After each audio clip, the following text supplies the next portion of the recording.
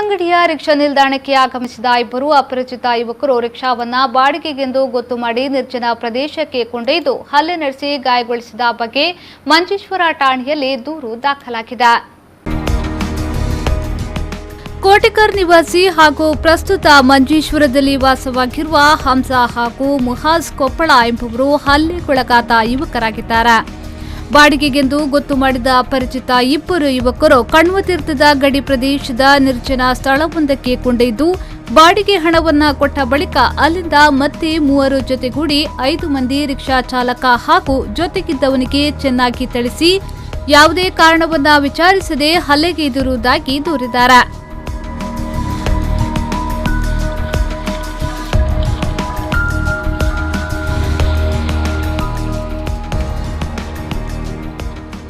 ಗಾಯಾಳುವನ್ನ ಕುಂಬಳೆ ಸರ್ಕಾರಿ ಆಸ್ಪತ್ರೆಯಲ್ಲಿ ದಾಖಲಿಸಲಾಗಿದೆ. ಮಂಜೇಶ್ವರ ಪೊಲೀಸರು ಕೇಸು ದಾಖಲಿಸಿಕೊಂಡರೆ ಗುರುತು ಪತ್ತೆ ಹಚ್ಚಬಹುದಾದಂತಹ ಇಬ್ಬರ ವಿರುದ್ಧ ಕೇಸು ದಾಖಲಿಸಿ ತನಿಖೆ ನಡೆಸುತ್ತಿದ್ದಾರೆ. ರೆಹಮಾನುದ್ದಿ ಅವರ ವಿ4 ನ್ಯೂಸ್ 24/7 ಮಂಜೇಶ್ವರ.